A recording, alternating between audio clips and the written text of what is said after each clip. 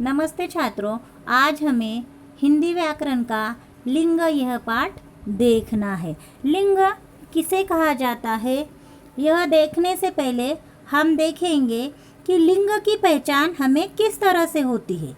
जैसे कि संज्ञा शब्द के रूपों से हम लिंग पहचानते हैं। लिंग यानी प्रतीक, चिन्ह या निशान। संज्ञाओं के जिस रूप से उसकी पुरुष या स्त्री जाति का बोध होता है उसे लिंग कहा जाता है। तो आइए हम देखते हैं लिंग की परिभाषा।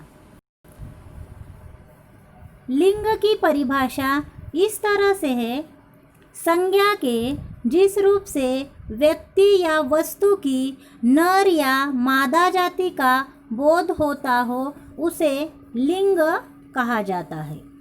दूसरी परिभाषा ऐसी है, संज्ञा शब्दों के जिस रूप से उसके पुरुष या स्त्री जाति होने का पता चलता है उसे लिंग कहते हैं।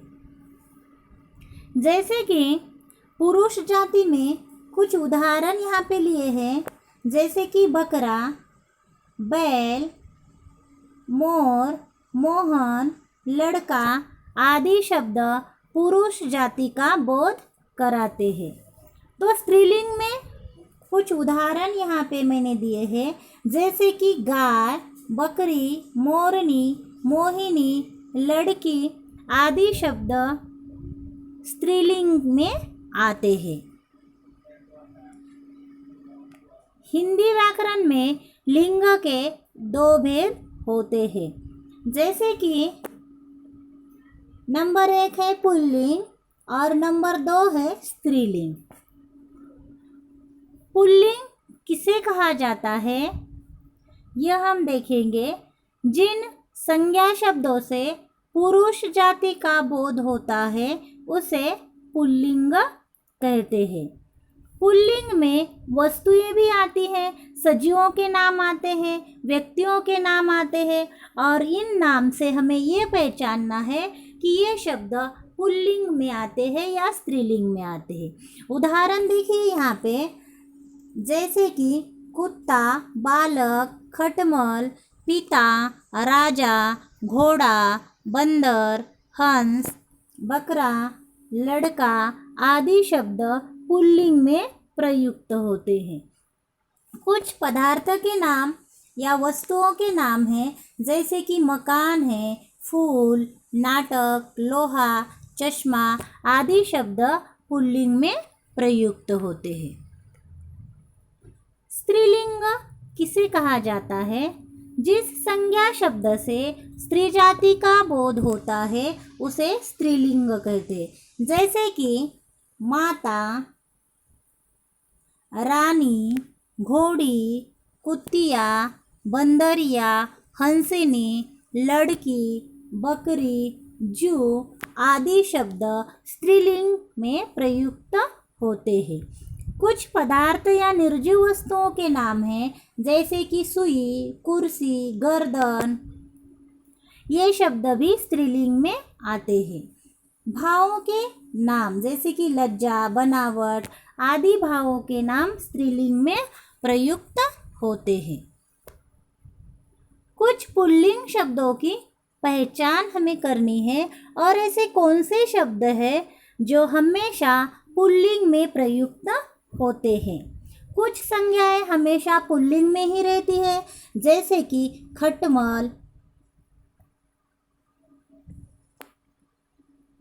खटमल, भेड़िया, खरगोश, चित्ता, मच्छर, पक्षी आदि संज्ञाएं हमेशा पुल्लिंग में प्रयुक्त होती है। कुछ समूहवाचक संज्ञाएं हैं, जैसे कि मंडल, समाज, दल, समूह, वर्ग आदि समूहवाचक संज्ञाएं पुल्लिंग में आती है। भारी और बड़ोल वस्तुएं, जैसे कि जूता, रस्सा, लोटा आदि संज्ञाएं पुल्लिंग में प्रयुक्त होती है। जो संज्ञाएं भारी होती है या बड़ी होती है, ऐसी संज्ञाओं के जो नाम होते हैं या वस्तुओं के नाम होते हैं ये सारे पुल्लिंग में प्रयुक्त होते। यहाँ पे जो रस्सा शब्द लिया है, ये रस्सी इस स्त्रीलिंग शब्द का पुल्लिंग शब्द है, जिसे रस्सी से थोड़ा बड़ा होता है।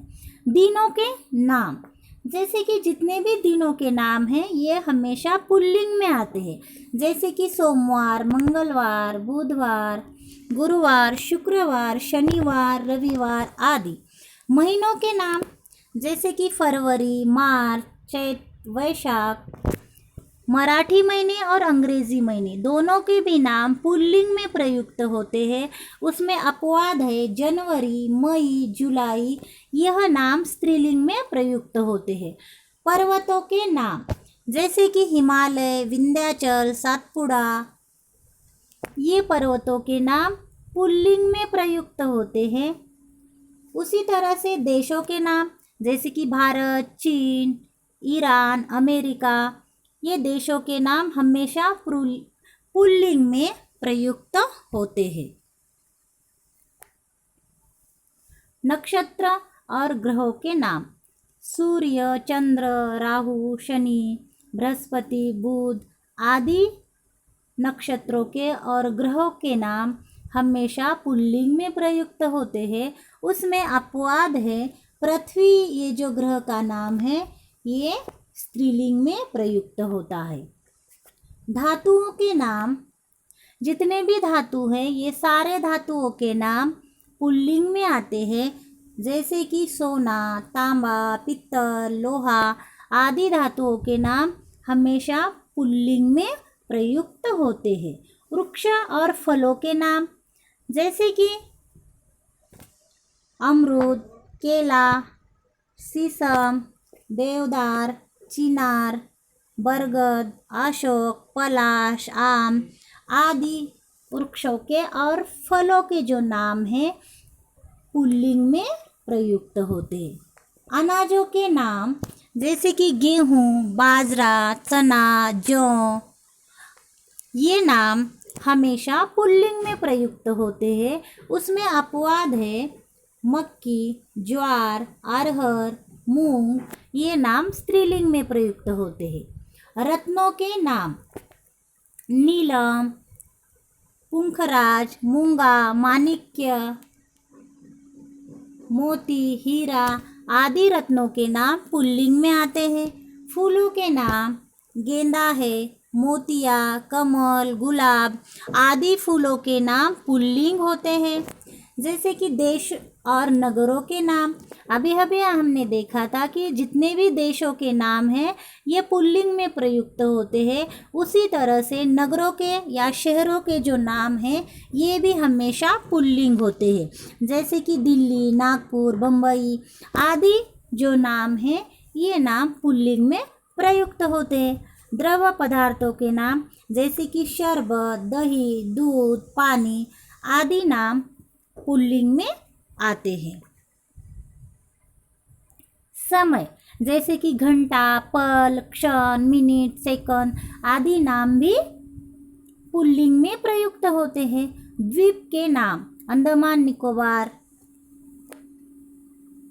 जावा, क्यूबा आदि द्वीप के जो नाम हैं ये सारे नाम पुल्लिंग में प्रयुक्त होते। सागर या समुद्र के नाम, जैसे कि हिंदी महासागर, प्रशांत महासागर, अरब महासागर आदि नाम भी पुल्लिंग में आते हैं। वर्णमाला के कुछ अक्षर ऐसे हैं जो हमेशा पुल्लिंग में प्रयुक्त होते हैं, जैसे कि क, ख, ग, घ, त, थ, अ, आ, उ आदि जो अक्षर है या वर्ण है हमेशा पुल्लिंग में आते हैं। इसमें अपवाद है ई और रू, ये जो अक्षर है या वर्ण है ये स्त्रीलिंग में प्रयुक्त होते।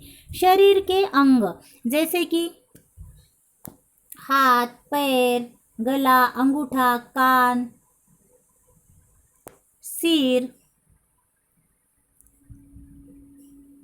मस्तक, मुंह, घुटना, हृदय, दांत आदि शरीर के अवयव हमेशा पुल्लिंग होते हैं।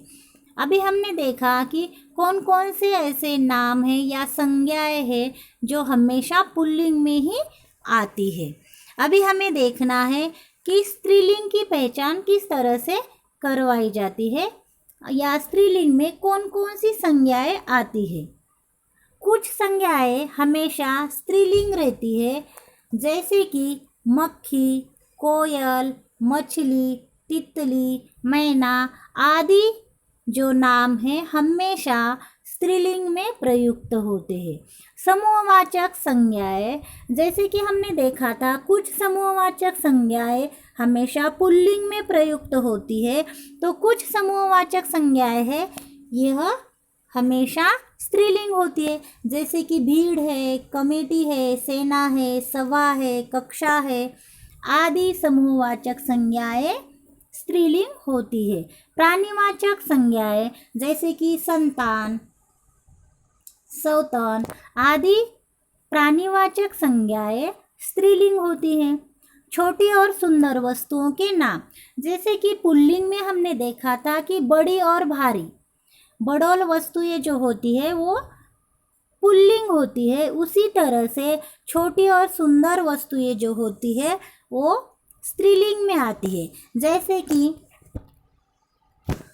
जूती, रस्सी, लुटिया, पहाड़ी आदि शब्द स्त्रीलिंग में आते हैं।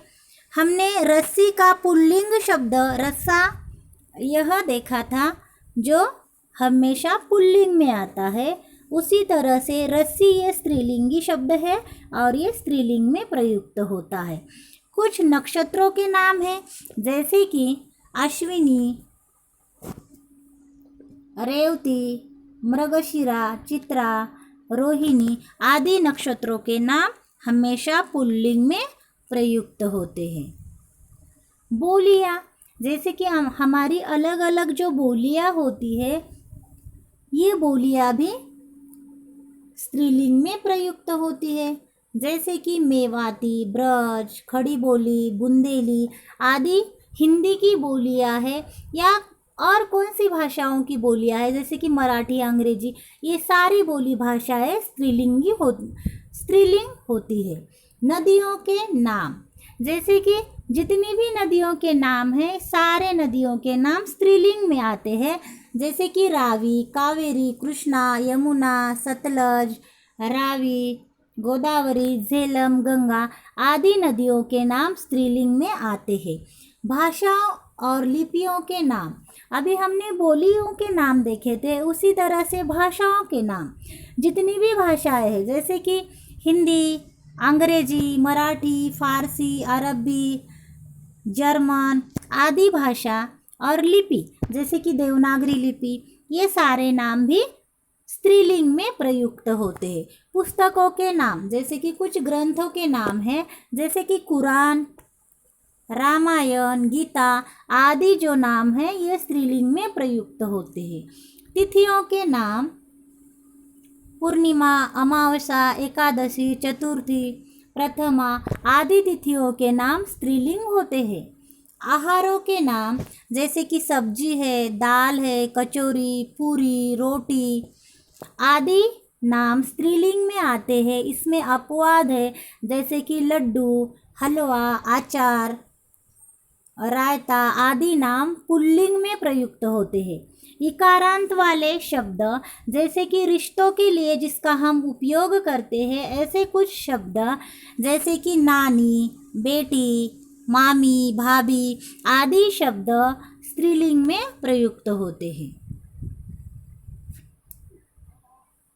ता, आ, आई, आवट, इया, आहट आदि प्रत्यय लगाकर भी स्त्रीलिंग शब्द बनते हैं, जैसे कि भाषा, कविता, प्रजा, दया, विद्या आदि शब्द स्त्रीलिंग में प्रयुक्त होते हैं। यहाँ पे कहा गया है कि आकारांत शब्द, मतलब जिन शब्दों का अंत आ से होता है ऐसे सारे शब्द स्त्रीलिंग में आते हैं। ता, जिन शब्दों के अंत में ता आता है, ता से समाप्त होते हैं, ऐसे सारे शब्द स्त्रीलिंग में आते हैं, जैसे कि गीता, ममता, लता, संगीता, माता, सुंदरता, मधुरता आदि शब्द मतलब ता से समाप्त होने वाले शब्द भी स्त्रीलिंग शब्द कहलाते हैं। आई, जिन शब्दों के अंत में आई प्रत्यय लगा है ऐसे सारे शब्द स्त्रीलिंग होते, जैसे कि सगाई, मिठाई, पिटाई, धुलाई आदि शब्द स्त्रीलिंग में प्रयुक्त होते हैं। आवट प्रत्यय वाले शब्द, जिन शब्दों के साथ आवट प्रत्यय जुड़ गया है ऐसे सारे शब्द स्त्रीलिंग में प्रयुक्त होते, जैसे कि सजावट, बनावट, लिखावट, थकावट आदि।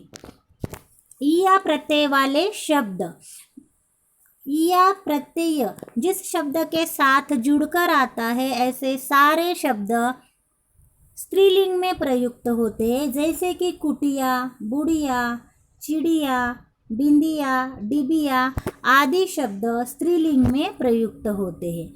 आहट प्रत्यय वाले शब्द, जैसे कि चिल्लाहट, घबराहट, चिकनाहट, कड़वाहट आदि शब्द स्त्रीलिंग में आते हैं।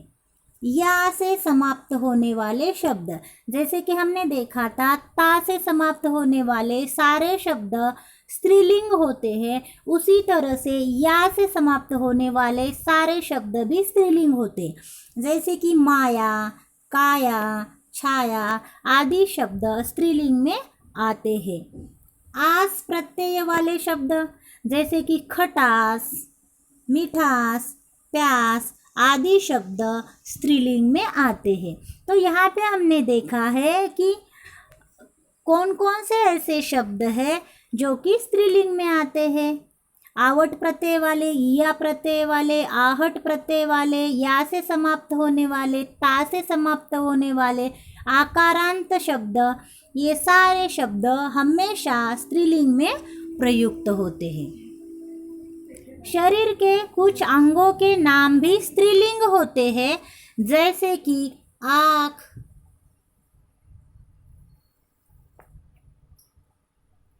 नाक, जीभ, पलकें आदि शरीरों के कुछ अवयव स्त्रीलिंग में प्रयुक्त होते हैं।